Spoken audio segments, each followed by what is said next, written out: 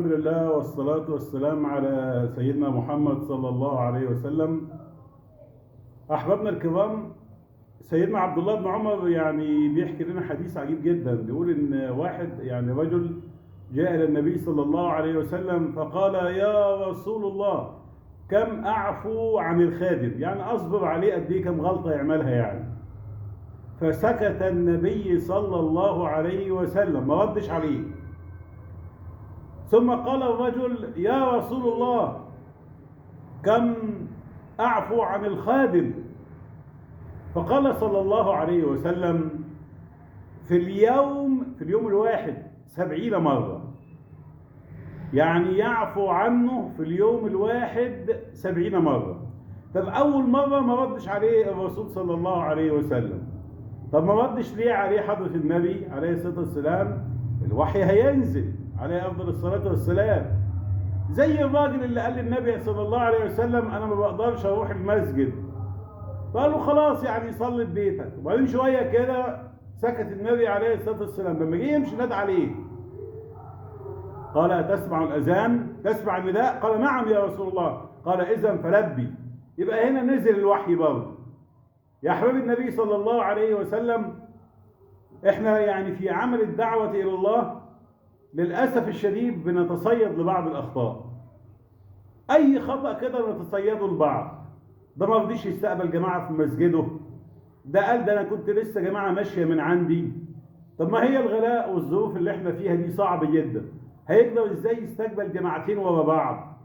ويا أحباب النبي صلى الله عليه وسلم، لو احنا مذاكرين الإكرام مع بعض وبنرحم على بعض، ما كانش ان احنا مثلا لما تيجي جماعة نهرب من مسؤوليتها او نقول لا احنا كان لسه عندنا جماعة ولسه ماشية، نتصيد لبعض الأخطاء. بل بالعكس، ده إذا كان الرجل لما راح للنبي عليه الصلاة والسلام قال له للخادم تعفو عنه في اليوم 70 مرة، ده أنا مطلوب إن أنا أتحمل أخويا، مش أعفو عنه بس. لا، إحنا كناس في الدعوة ده نتحمله، نعفو عنه ونتحمله.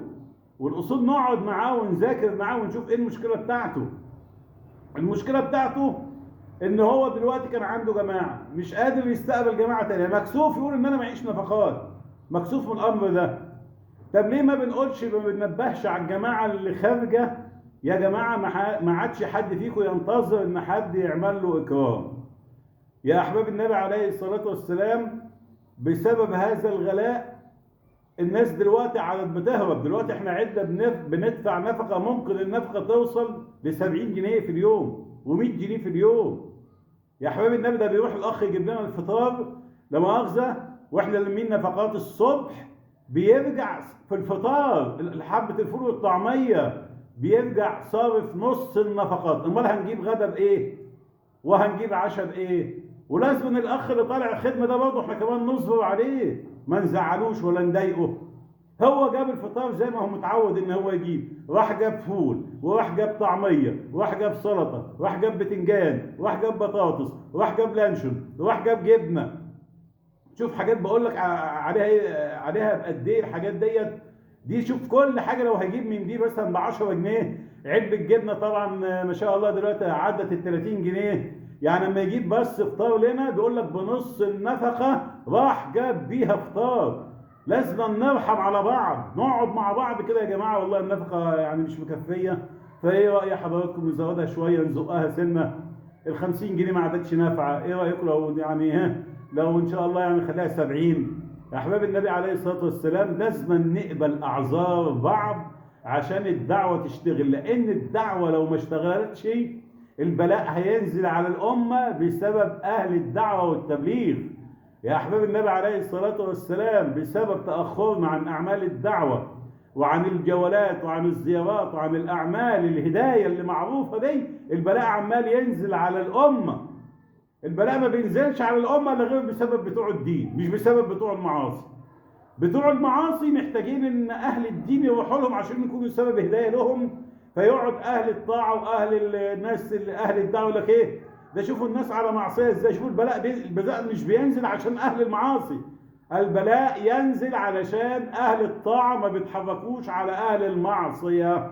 عشان كده لازم فعلا يكون عندنا تضحية ويكون عندنا جهد، ولازم أول حاجة أهل الطاعة يصبروا على بعض، وكمان زي ما هم عندهم صبر على الناس اللي بتعمل معاصي نطبطب عليه ومش عارف ايه ويا حبيبي والكلام ده، فلازم برضه لما حد يطلع خدمة نطبطب عليه ونبقى كويسين معاه ونعرف هو نفق قد ايه. مش طلع الخدمة وبعدين جه جاب الفطار ومش عارف يجيب الغداء يعمل ايه وياخد شنطته ويمشي؟ ينفع الكلام دوت؟ ما ينفعش الكلام دوت يا احباب النبي عليه الصلاة والسلام. ودي مشكلة من ضمن المشاكل اللي احنا يجب علينا ان احنا نذاكر فيها، يعني في امر الدعوة من منبر الدعوة.